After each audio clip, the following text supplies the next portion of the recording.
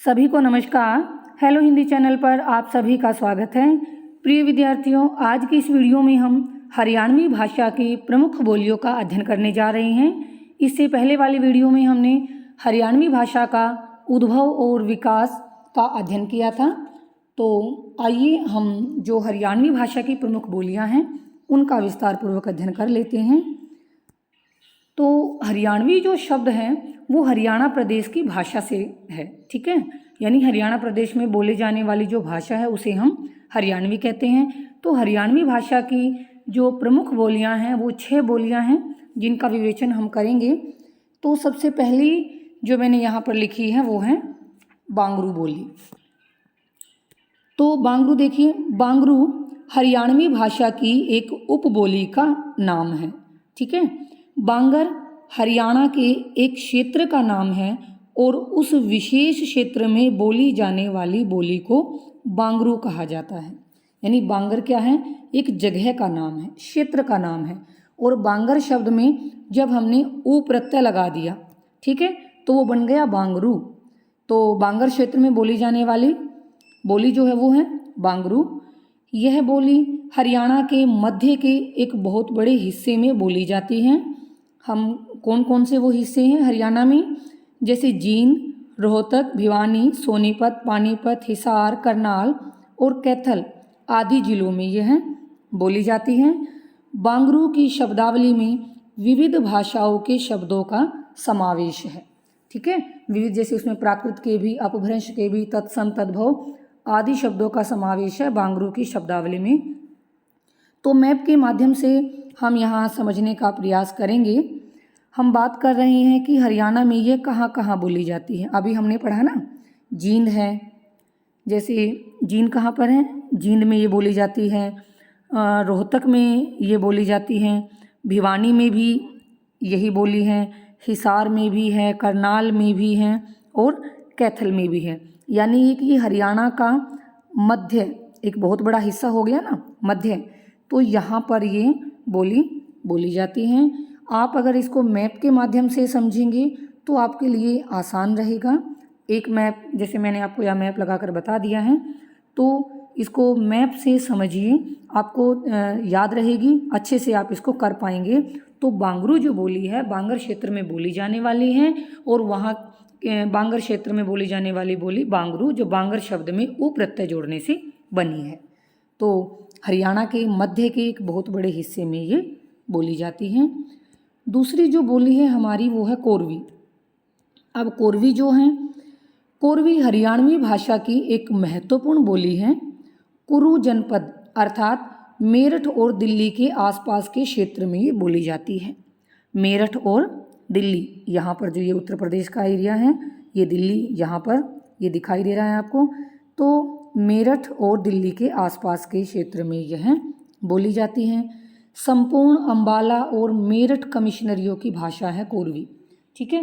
कोरवी, इसका मूल नाम तो कोरवी है, लेकिन जब ये साहित्यिक भाषा बनी तो उसके बाद इसका नाम खड़ी बोली पड़ा। तो कोरवी और खड़ी बोली एक ही है। मेरठ, बिजनौर, मुरादाबाद, रामपुर, सहारनपुर, देहरादून और अंबाला जिले में यह बोली जाती हैं। तो ये तो बिजनौर, मुरादाबाद, ठीक है, यूपी यानी उत्तर प्रदेश के हैं। लेकिन हम बात कर रहे हैं हरियाणा की। हरियाणा की बोली का हम अध्ययन कर रहे हैं। तो हरियाणा में ये कहाँ बोली जाती हैं? कुरुक्षेत्र में, थानेसर, करनाल, पिंजौर, पंचकुला, अंबाला, रोहतक, हिसार आदि स्थानों पर ये बोली जाती है। यानी कोरवी का क्या अर्थ है? कुरु प्रदेश में बोली जाने वाली भाषा। देखिए, जो राहुल सांकृत्यायन हैं और भोलानाथ तिवारी हैं, उन्होंने इसको कोरवी नाम दिया था, ठीक है। और खड़ी बोली नाम कब पड़ा? मैंने आपको बताया कि जब यह साहित्यिक भाषा के रूप में प्रयोग की जाने लगी तो इसका नाम खड़ी बोली पड़ा। तो हरियाणा में के मानचित्र में आप इसका क्षेत्र देख सकते हैं। कुरुक्षेत्र है, ठीक है, यहीं पर थानेसर है, करनाल है, पिंजौर है। तो इन स्थानों पर यह कोरवी बोली बोली जाती है। और इसकी मूल प्रवृत्ति शब्दों का आकारांत हो जाना है। शब्दों का आकारांत, आ जैसे अंत में, जैसे क्या कहेंगे, जिन शब्दों का अंत फिर आ से होता है, आकारांत, और इसके बाद है कोरवी की शब्दावली का विकास संस्कृत तथा अपभ्रंश से हुआ है। आपको ये भी ध्यान रखना है कि कोरवी जो बोली है उसका विकास किससे हुआ है? संस्कृत के शब्दों से और किससे? अपभ्रंश के शब्दों से। आकारांत जो ऊपर वाली पंक्ति वो आपको समझ में नहीं आई है तो फिर से बता देती हूँ।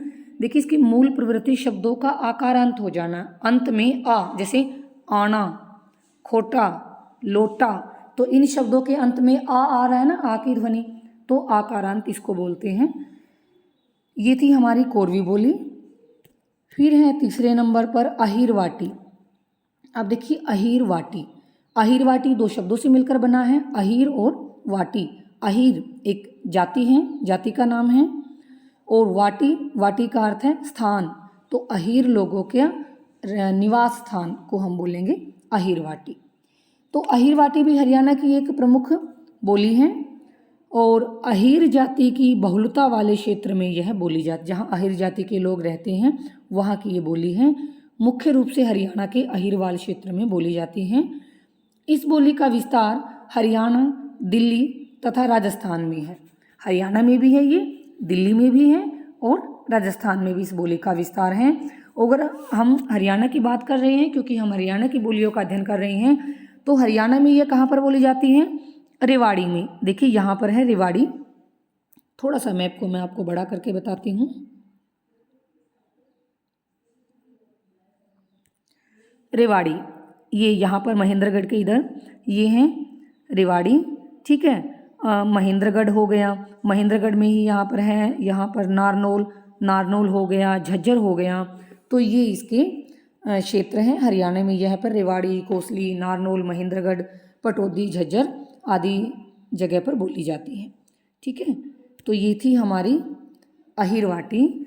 और भिवानी तथा गुड़गांव के कुछ क्षेत्रों में भी ये बोली जाती है। भिवानी और गुड़गांव में इससे पहले भी हमने पढ़ा था ना, लेकिन कुछ क्षेत्र जो हैं, जो यहाँ पर जैसे भिवानी और गुड़गांव के कुछ क्षेत्र में भी यह बोली जाती है। इसकी शब्दावली किससे बनी है? अहिरवाटी की जो शब्दावली है वो संस्कृत से, अपभ्रंश से, उर्दू और फारसी से प्रभावित है। वो संस्कृत का प्रभाव है, अपभ्रंश का प्रभाव है और उर्दू और फारसी का प्रभाव है अहिरवाटी पर। अगली जो हमारी चौथे नंबर पर आती है मेवाती बोली। हरियाणा में मेवाती भी एक प्रमुख बोली है। यह बोली मेवात क्षेत्र में बोली जाती है, इसीलिए इसको मेवाती कहा जाता है।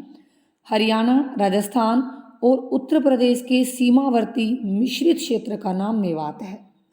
यानी हरियाणा के साथ, राजस्थान के साथ और उत्तर प्रदेश के साथ जो सीमाएं लगती है जिनकी, उन मिश्रित क्षेत्रों का नाम मेवात है। और यहाँ पर मेव जाति के लोग निवास करते हैं, जिसके कारण इसका नाम पड़ा मेवाती। तो हरियाणा में यह कहाँ पर बोली जाती हैं? फिरोजपुर, झिरका, नूंह, सोहना, तावड़ू, बिसरू, हथीन, नगीना, बिछोर, उजीना आदि स्थानों पर बोली जाती हैं। तो ये सारे स्थान यहाँ पर, ये जो पलवल के इधर मेवात है, मेवात में ही नूंह है, फिरोजपुर झिरका है, तो ये बिसरू है, ठीक है, ये सारे वहाँ के स्थान हैं। और नूंह इसका जो हम कहेंगे केंद्र बिंदु है। तो पलवल का क्षेत्र और यहाँ पर मेवात का ये क्षेत्र, यहाँ पर ये मेवाती बोली जाती हैं। और मेवाती की जो शब्दावली हैं वो अपभ्रंश, संस्कृत और उर्दू के शब्दों का विकृत रूप है, बिगड़ा हुआ रूप है, ठीक है। मेवाती के जो शब्द हैं, जो संस्कृत के शब्द हैं, अपभ्रंश के शब्द और उर्दू के शब्दों का बिगड़ा हुआ रूप है, वो मेवाती की शब्दावली हैं। पांचवी पर हम बात करते हैं ब्रजबोली की। ब्रजबोली भारत के विशाल भाग और साहित्य में प्रयुक्त होने वाली बोली है। हरियाणा में प्राचीन काल से ही इसका प्रयोग होता आ रहा है। ब्रजबोली मधुर और कर्णप्रिय है, यानी कानों को मधुर लगती हैं, सुनने में क्या है, बड़ी मिठास की है, ये मधुरता से युक्त हैं। इस बोली में कटु और कठोर वर्णों का अभाव रहता है। जो कठोर वर्ण माने गए ना, ट, ठ, ड, ढ, इस तरह के, तो ये कठोर वर्णों का प्रयोग ब्रज बोली में नहीं होता। और ब्रज भाषा की प्रमुख विशेषता क्या है? इसकी ओकारांत प्रवृत्ति, यानी पहचानने के लिए अगर जैसे इस तरह के शब्द हैं, आयो, गयो, खायो, कारो, ये औ की मात्रा लगी हुई है ना, तो ये ब्रज बोली की विशेषता है। ब्रज बोली उत्तर प्रदेश के ब्रज, वृंदावन, मथुरा आदि स्थानों की भाषा है। अगर केंद्र कहिए तो ब्रज भाषा का केंद्र क्या है? मथुरा इसका केंद्र है। तो उत्तर प्रदेश के ब्रज, वृंदावन और मथुरा आदि स्थानों पर ये बोली जाती हैं।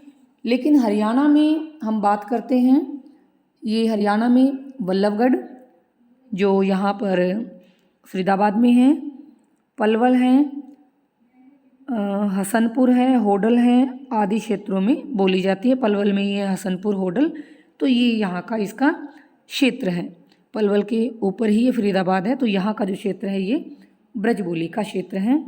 देखिए ब्रज बोली जो कृष्ण भक्ति का जो साहित्य है वो ब्रज बोली में ही लिखा गया है ना।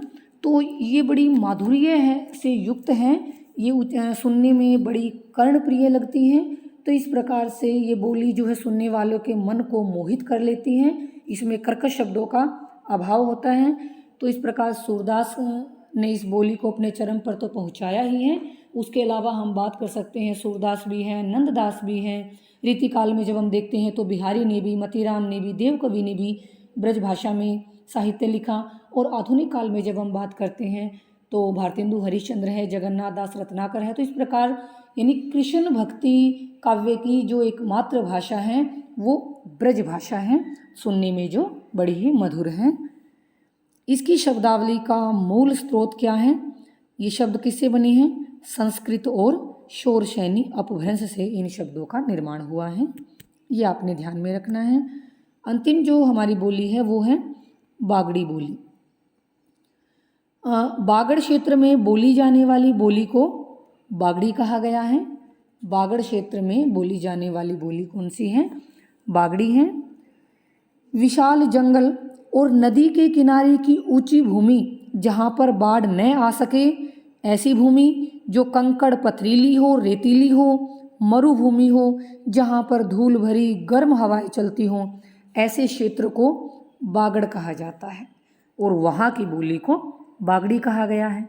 ठीक है, बागड़ का क्षेत्र कौन सा हो गया कि जहाँ पर धूल भरी गर्म हवाएं चलती हों, वहाँ की धरती जो है वो कंकड़ पथरीली रेतीली हो और नदी के किनारे की ऊंची भूमि जहाँ पर बाढ़ न आ सके। तो इस ऐसा जो क्षेत्र है उस क्षेत्र को बागड़ कहा गया है और वहाँ की बोली को बागड़ी कहा गया है। हरियाणा में बागड़ी कहाँ कहाँ पर बोली जाती हैं? यह बोली सिवानी, सिवानी कहाँ पड़ता है हमारा? भिवानी में पड़ता है सिवानी। ठीक है, भिवानी में हो गया इसका, ये बोली जाती हैं। सिरसा में हम बात करें, सिरसा में डबवाली है, चौटाला है, ऐलनाबाद है, ये सिरसा के क्षेत्र हो गए। आदमपुर कहाँ पड़ता है? हिसार में पड़ता है, तो हिसार में भी इसका क्षेत्र हो गया। और लोहारू बहल ये भिवानी में पड़ते हैं। तो सिरसा, हिसार और भिवानी ये ये क्षेत्र हैं सारे। सिवानी, सिरसा, डबवाली, चौटाला, ऐलनाबाद, आदमपुर, लोहारू बहल, इन क्षेत्रों में ये बोली बोली जाती है। कौन सी? बागड़ी बोली। बागड़ी के शब्दों का विकास संस्कृत तथा शौरसैनी अपभ्रंश से होता हुआ आया है, यानी इनसे गुजर कर फिर इसका विकास होता हुआ वर्तमान में आया है। इस बोली में आकारांत शब्द ओकारांत हो जाते हैं। अभी हमने जब बात की ना, आकारांत कौन से होते हैं? जिनके अंत में आ होता है, और वो आकारांत शब्द कैसे हो जाते हैं? ओकारांत हो जाते हैं। किसमें? बागड़ी बोली में। तो ये आपको ध्यान रखना है। तो ये थी हमारी हरियाणवी भाषा की बोलियां, जो आपको मैंने मैप के माध्यम से थोड़ा थोड़ा बताने का प्रयास किया है। अगर आप मैप से ही याद करेंगे तो आपको जल्दी याद होगी। तो मैं उम्मीद करती हूँ कि आपको ये प्रश्न समझ आया होगा। इसी के साथ आप सभी श्रोतागणों का मुझे सुनने के लिए बहुत बहुत धन्यवाद। मिलते हैं अगली वीडियो में।